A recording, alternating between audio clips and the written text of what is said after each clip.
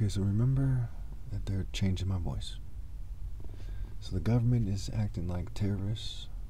They seek to fume and poison me, and they try to tell me what to do while they sexually harass me. And they bring around people who are obviously kind of sex cult people, right? You know, we see a lot of them these days, but they put a higher concentration of them around me in the places I go, right? Some are clearly some kind of asset for the state. And we've seen it with the patterns, and they often wear all black and so on and so forth.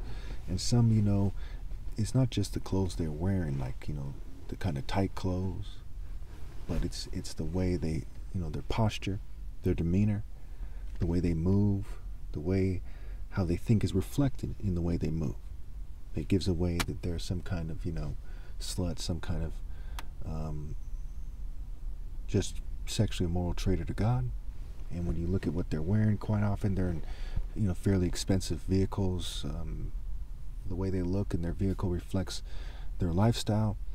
They feel like an empowered Roman prostitute, which is a very depraved and guilt-filled state of being, which they often try to cover up by, you know, pretending that they're happy and trying to convince themselves that they're happy. And there's technologies and drugs at play here, prescription and otherwise, that cause them to more easily slip into some kind of despicable and childish state of mind, like a child at the fair or something mixed with a complete whore. And I'm sure when you hear this description, I'm sure everyone that hears it knows that I'm right.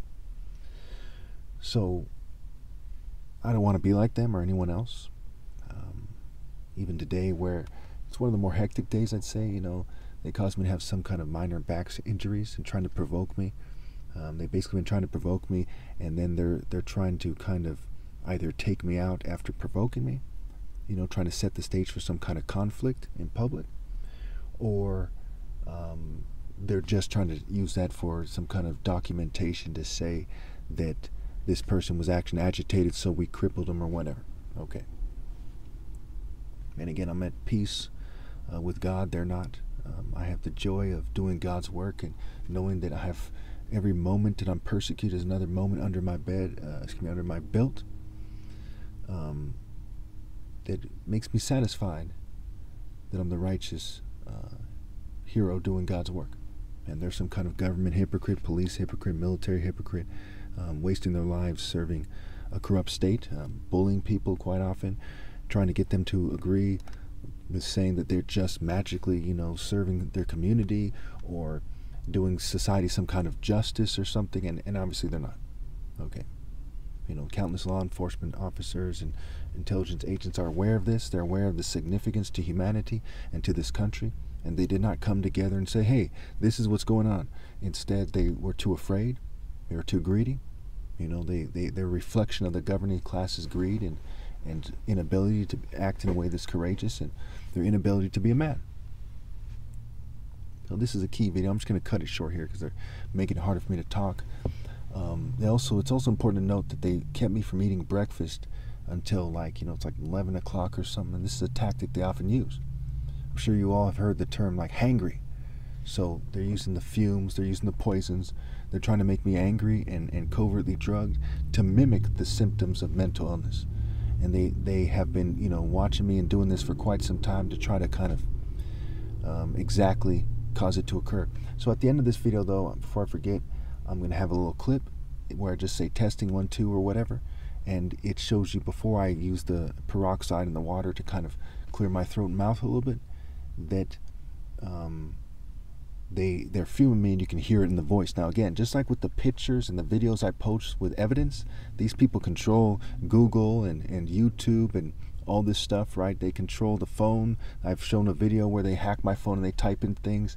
You know, they might very well edit the voice soundtrack in a way that, you know, makes it seem like that's not the case, or the video footage of things and the images, and you know obviously I'm right and everyone knows I'm right. Okay, 1 + 1 + 1 = 3. That's 3 1 + 1s, right? 1 + 1 + 1. I'm in Morgan Hill, California right now at Carl's Jr. I'm 6'4". I'm a light-skinned black guy. Okay, I'll be turning 43 years old soon. Okay, I have on a blue sweater, a blue hooded sweater. I'm holding a cell phone, making a video right now, Like, I'm aware of things.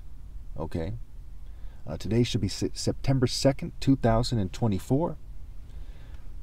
And it's clear that my brain is working to a certain extent that allows me to observe things and accurately describe what is going on. I've studied people with mental illness for a long time. I recognize the symptoms in there. I look in the mirror all the time.